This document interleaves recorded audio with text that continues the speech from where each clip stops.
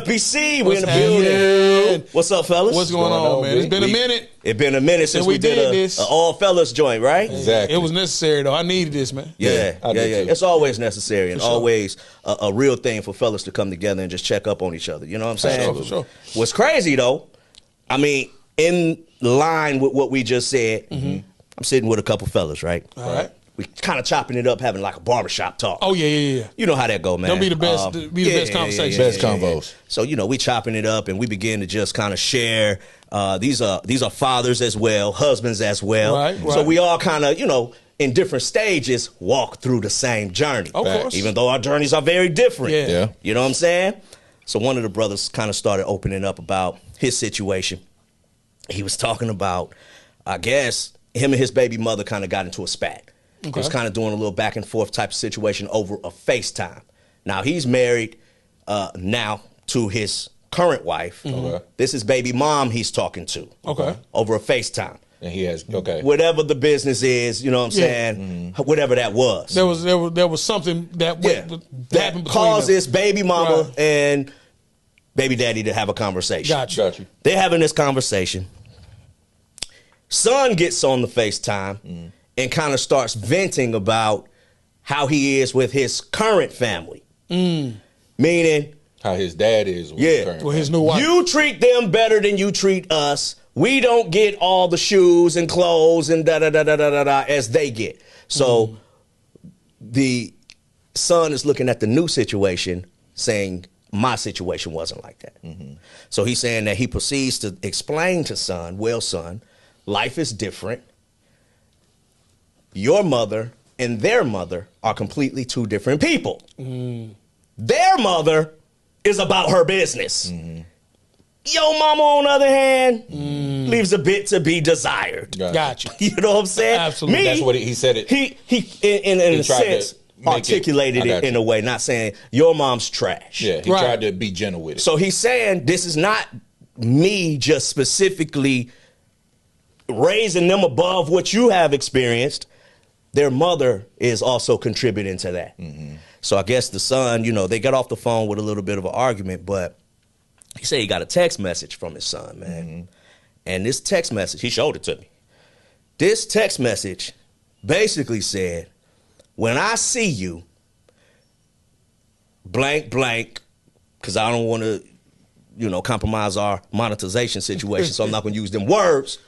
When I see you, I'm going to put a hole in your head. This is a son to his father. The boy's 16. Jeez. Boy, 16. Now, he love his son. Of course he does. He said, he ain't never talked to me like that. That's anger. He like, I ain't even know how to receive that. I ain't know how to deal with it. He said, all I could do is put my phone down and say, hold on. Yeah. Don't go to jail. You know what I'm saying? I get it. Like, but I bring that to the council today because, that's fathers. We all have sons. Yeah. We all been through different dynamics with our sons. Yeah. What input could you provide concerning? Let me ask you a question. Go ahead. Before we dive into the input, there's a very pertinent piece of information that has to be asked, I guess. What is he doing? Well, right, because we have a son that's angered with his father because of the life that he's living with his wife and versus the life he's living with his mother. You know what I mean? It's obviously a sharp contrast between the way that they live. So I guess my question is how often did he bring him from over there to his new his current situation? So these are valid questions that were even asked in this sit down, and it's good you bring that up. They live in a pretty affluent neighborhood. Right, I'm assuming. He brought his son to live with him. Okay. His son said, I don't want to live in this white neighborhood. Okay. And said, send me back to where I'm from. And, okay. And was completely uncooperative in the new living situation. When he brought him to the gated community, he raised all kind of terror as far as not wanting to be there, bringing controlled substances into the house. You know, he brought a different environment and then said, I don't want to be here. Send me back. Right. So there was effort to even raise him out the situation. All right, last question. How long has it been? Like, when did he move and when did the son live with him? Like, how long? Because the son is now 16. If it's all new to all parties involved, I can maybe understand. But if you've been raising your son and you've been in that situation for quite some time, and he's been consistently there, then it raises a question. So I think in conversation here, that's what's to be explored, because I don't necessarily know the specific of how. I know he has been active. Right. I know he's a part of. Right. But I don't know the specifics of the intricacies of what's what. Gotcha. You know what I'm saying? Gotcha. So I think that's even a part of just the discussion. Having a conversation about it. I mean, I'm gonna say this, man. I don't envy his situation whatsoever. His son is obviously crying out for help. Yeah. There's something that has happened. There's something there that needs to be addressed. It sounds as if he's talking like that, that means he's being influenced by some things that's probably not something that you want your 16-year-old to be influenced by. Because for him to carry that amount of anger let's be clear, it takes a whole lot of anger for you to threaten your father. No, for sure. His life. In But that manner. not only just threaten him, threaten his life. His life. To say, I'll put my life on the line to take yours. To take yours. And I'm not ashamed of consequences because I put this in text message. And I put it in text message. And even because it's in text message, his father is going to protect him. Guaranteed. Facts. Oh, for sure. Yeah, because that's what we do. For sure. But I'm glad that he didn't react. I'm glad the father didn't react. I'm glad he, took a minute to try to, and even to talk about it with other level-headed gentlemen. Bring it to the table. And bring it to the table, because even though I haven't been through that, I empathize with them. We've all been through something with our sons. Yeah. It might not have been to that extreme, but we've all had that is an extreme. crossroad. It is an extreme. Let's be very clear. That is an extreme. That is very extreme. But we ain't never got to the crossroads like this. Like me and my kids, my sons, we've had tough conversations. They haven't always been pretty. And we haven't always walked away agreeing. But it never was to a point where my son would ever think about saying, hey, Dad, this is where I'm at. This is where I'm at. Like, so my advice to that brother for real is he needs to find a way to mend that fence. And it's going to take time. It's going to take patience.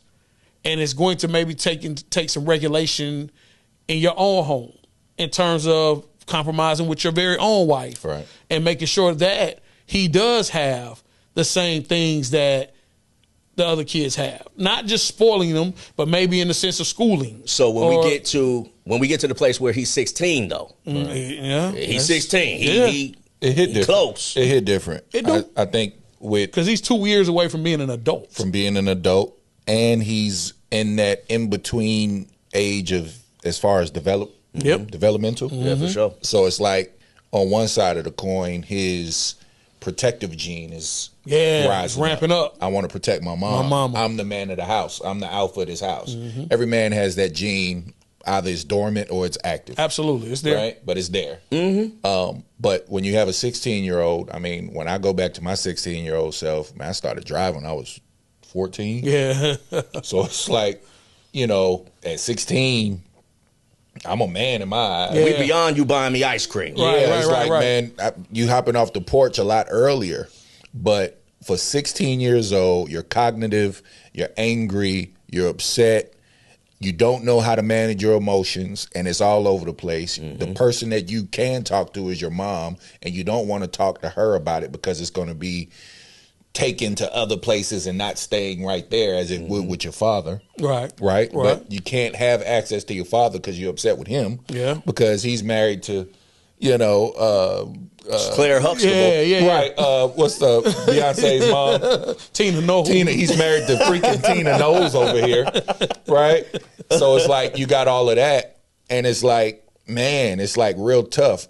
My advice would be, one, do exactly what you're doing right now. But the best thing you could do for somebody and their emotions is to let them get through their emotions. And their emotions, they not listening to nothing you're saying. It's dead ear. Anyway. It's dead. They're fixed on what they saying. If he has the gall to say that to his father, he's already there. Yeah. He's already passed beyond. Because I he's won't also say being a point of no return. but he's being it's- influenced by mom as well. Exactly. So as fathers, say you're presented with that.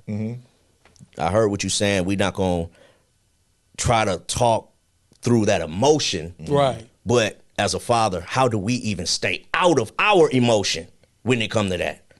It couldn't have been face to face. It most definitely wasn't that. But for me, Hold on. It couldn't have been face to face. Right. that's how you feel? Yeah. Like it would have had to have been over a text message. And his son knew that. He knew Probably. that. Yeah, he knew that. But I'm saying, like, I have a lot more self-control with that.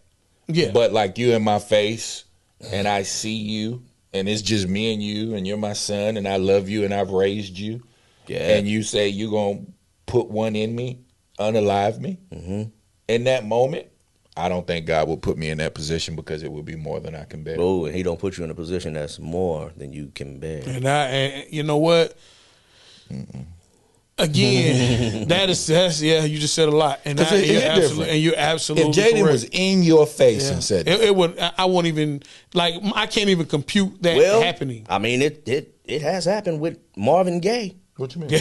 That's what happened with Marvin Gaye. What happened with Marvin Gaye?" You know, His father. He shot his father. His father. No, his father shot him. Yeah, his father shot him.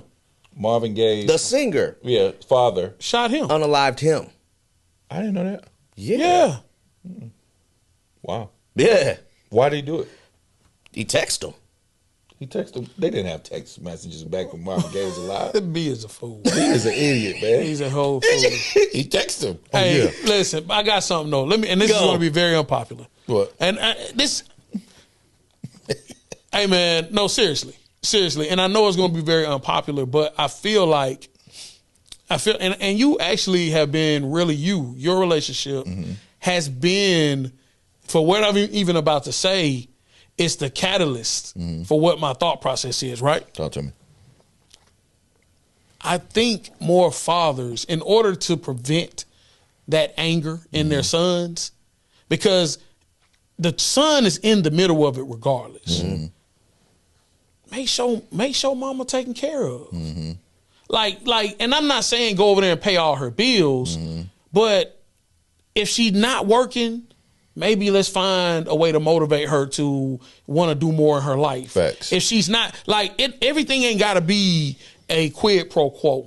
Sometimes we can just help somebody. For our viewers who don't know what a quid pro quo is, It's an exchange. Yeah. Okay. I do something, you do something. Yeah. Okay. We don't want to have to, if you do this for me, I'm going to do this for you. It's for tat. I literally just want you to be the best mother you can be for my son. And I do want you to see, or I want him to have a balanced enough life to where when he leaves from over here, he's not damaged or just his life is just disrupted in a way Of course. where it's like, ooh, this is different for me. Opulence, poverty. Right. It's two I different think- extremes. along those lines, I think most men they have that thought process Because if you I got want to it- make sure because Right. I have to deal with you when you There come over you here. go. So most men who are men Right. are in that frame of mind where they're saying, I'm going to make sure that situation is good to the best of my ability. But what about the baby mother who may not be as cooperative because she bitter?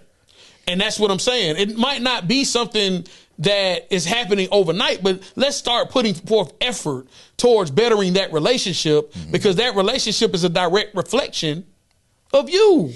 I think It's different strokes with different folks, but I do believe the common denominator is always going to be love and intention, like you were And just that's talking about. all I'm talking about. You know what I'm saying? The love and intention. With my situation, my two oldest are with my baby mom, and then my two youngest are with my wife. Well, we knew early that it was going to be a little difficult. So with that, we just had to make sure that we were new, we were young. I was 21, my wife was 20 when we got married. She instantly became a mother of two, right? But it's like with that, I started off, we were poor too. We was on food stamps and trying to make it out the mud. So our way of doing what Jay was talking about was inviting her over to the family events and making it more of a cohesiveness with it. That ended up doing more damage than good. How so? We were all young. I think that's the difference. Yeah.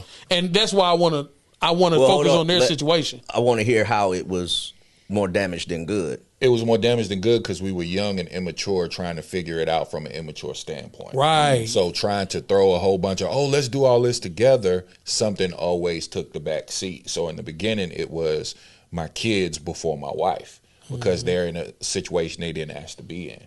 But that was never supposed to be that way.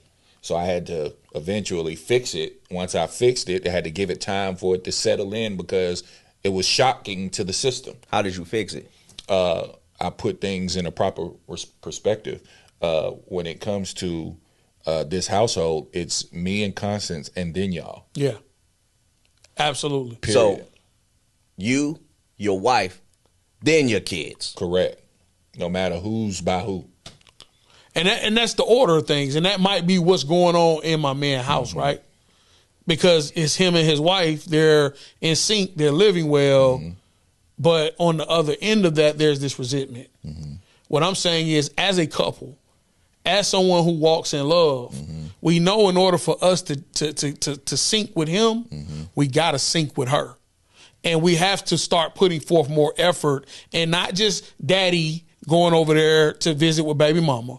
It's every time you see us, it's an us. Eventually, and I don't care how nasty she is and what she got going on, at least the son is seeing effort. Yep. Us a united front, always reaching out to your mother to try to better her situation to help her. Eventually, that bitterness goes away. Even if it has to lie dormant, the only person we really want to affect in this situation is the son. Yeah. Right. You get what I'm saying? So what about, because, what y'all both mentioned are kind of, in a lot of ways, counter culture, meaning it is. One, most people don't think it's husband, wife, and then kids. No, that's why when you look at pictures, you'll see husband, kids, wife. Because the kids are they're the glue. A lot of times they're the middle. They're the meat in the actual sandwich. And that's where you're wrong. Because when they grow up, the meat gone and it's just bread. What the husband and wife got? That's it. Condiments. That's it. We have to change. Relish sandwich. Right. We don't want that. That pole mouth stuff. We got to change the narrative, fellas. That's a whole nother conversation for a whole other day. But we got to find a way to change the narrative. The narrative, if people start to understand, I'm going to say this and we out. Me and my wife was out to dinner. We try to kick it on the weekends. It was 2 different places that we went where the servers said to us, I truly enjoyed y'all. One, he was a young man. He said, the way y'all ate the food and were just into each other. Right. Like, it wasn't no phones being y'all were picked modeling what a healthy relationship should look like. Without the phones. And what I'm saying is, when you get to a healthy relationship place, it doesn't matter what the other people are doing. You're going to key in on what really matters. Right. We don't care about the fussing. We don't care about the fighting. We so above it. Everything. I don't matter what you spewing. The hatefulness, it's coming from a place. Yeah. That place is his mama. Okay, The mama's hurt too. When it comes to takeaways, Because it's a real situation. It's a real and it's like situation, real life. bro. It's in real time. Like, what do we say to the dad, to the father right now? I think he already know. A lion, a lion ain't got to tell nobody he a lion. You just be. You ain't got nothing to prove to your son. This ain't no. That's right. Hey, you think you tough? I'm gonna show you. You ain't got to do none of that. A lion that. ain't got to tell nobody he a lion. You just be. Now, I wouldn't deal with the disrespect. So it's like when you guys are face to face, real recognize real, but real really recognizes fake. When he comes into your presence, he's going to bow down. Okay? Unless he's just on, steroids. Steroids. Perks. Yeah. Perk and that's the thing, though. This generation, they're different. They're fearless. You know what I mean? Because they are so high. But the Bible talks about how perfected love casteth out all fear. So my advice to you would be to just, love the hell out of them. Literally. That's it. Literally love the hell out of them. Love them, man. But and to counter his love, we both on a love journey. So to counter his love and to go along with his love, rather not counter it, but to go along with it, is just don't love him. Love the mama too. Figure it out and get your wife involved. It sounds like there's a separation there. That line up with your wife. Let your wife know how much your son and his mother means to you, and not because I love his mother in a sexual way, but because I love her because she's the mother of my son. Yeah, that's we good, gotta man. fix that. That's good, man. And I think we'll be all right. I think those are definitely some takeaways that he could definitely live from, grow from. His son, I'm sure his baby mama gonna love to hear it. Oh yeah. I know that's right. Tell him again. Yeah, it's real, but it's a real thing. Let's tighten that up. Whatever that is, let's fix it. Let's get that hate up out of there. Yeah, right. Indeed, man. Well, fellas, hey, it's been another episode. Episode. FBC. Check us out on all platforms. Check us out. Peace. Peace.